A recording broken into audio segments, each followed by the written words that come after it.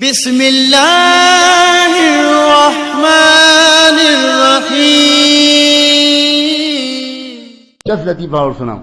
آپ میں سے بہت سے لوگ انگلش لٹریچر میں کوئی ماسٹرز کر رہا ہوگا، کوئی ریسرچ کر رہا ہوگا، کوئی شیکسپیئر کو، ورڈسورتھ کو، ٹینیسن کو پڑھ رہا ہوگا۔ میں آپ سے پوچھتا ہوں، برکت کا لفظ اس کے لیے کوئی انگلش میں لفظ ہے؟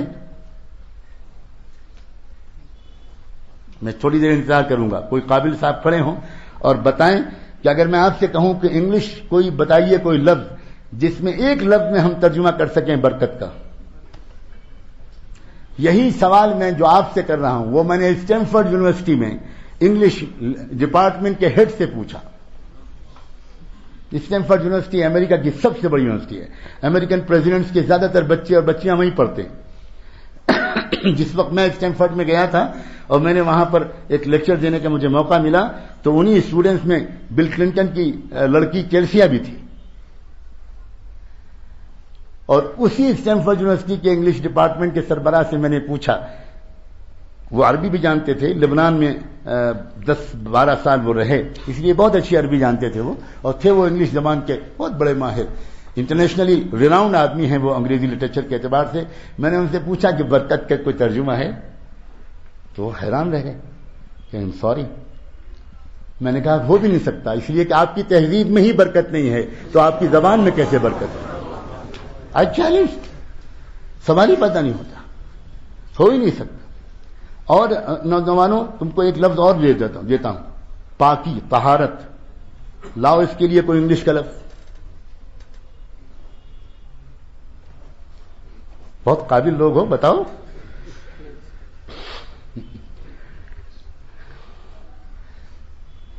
ماں کے پیٹ سے انگریزی بولتے ہوئے نکلے تھے، اب کیوں خاموش ہو؟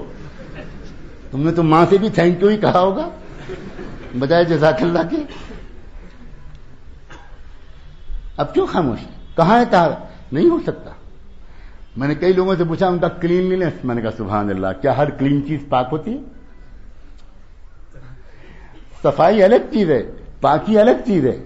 بات یہ ہے کہ پاکی کا جو کانسیپٹ ہے وہ دنیا کی کسی تہذیب کے پاس ہے ہی نہیں، وہ صرف ابراہیمی اور محمدی تہذیب کے پاس ہے۔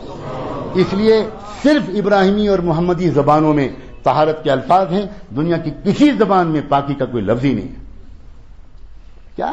کیا پیاری تہذیب اللہ نے ہمیں تم کو دی ہے، کیا خوبصورت تہذیب اللہ تعالیٰ نے ہمیں اور آپ کو دی ہے۔ اس تہذیب کو چھوڑ کر ہم وہ تہذیب اختیار کریں۔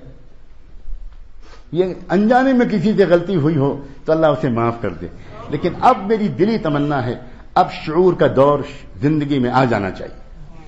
اب آپ کی دل کی گہرائیوں سے اللہ تک یہ پیغام پہنچنا چاہیے کہ اللہ اب تک ہم کچھ زیادہ واقف نہیں تھے، ہم سے کچھ غلطی ہو گئی، معاف کر دی۔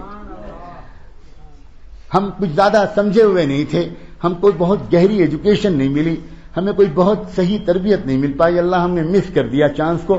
ہم وہ نہیں ہیں جو دنیا ہم کو بنانا چاہتی ہے، ہم آپ کے رہیں گے اللہ۔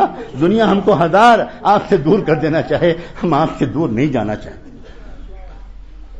ہمیں پتہ نہیں تھا کیا کریں، ہم کریں کیا؟ ہم ایسی ایجوکیشنل انسٹیٹیوشن میں شروع سے داخل کر دیے گئے جہاں ہم کو نہ کلمہ پڑھایا گیا، نہ جہاں ہم کو جنت دوزخ بتائی گئی، ہم کو تو وہاں سی فار کیٹ، پی فار پگ، ڈی فار ڈاگ، بس ہم کو جانوروں کی سیر کرائی گئی، ہم کو نہیں بتایا گیا۔ ہم نے کاش اس تعلیم سے اپنی ایجوکیشن کا آغاز کیا گیا ہوتا جہاں اردو کے پہلے قاعدے میں پڑھایا جاتا ہے، الف سے اللہ کو پہچان، بے سے بڑوں کا کہنا مان۔ آپ سوچیں ذرا، ایک ABCD پڑھانے کا وہ انداز ہے جہاں جانور کی تصویر سامنے رکھ دی جائے، اور ایک الف با پڑھانے کا وہ انداز ہے کہ بچہ پہلا حرف پڑھ رہا ہے الف، اور اس الف کے ساتھ اس کو پڑھایا جا رہا ہے الف سے اللہ کو پہچان، بے سے بڑوں کا کہنا مان۔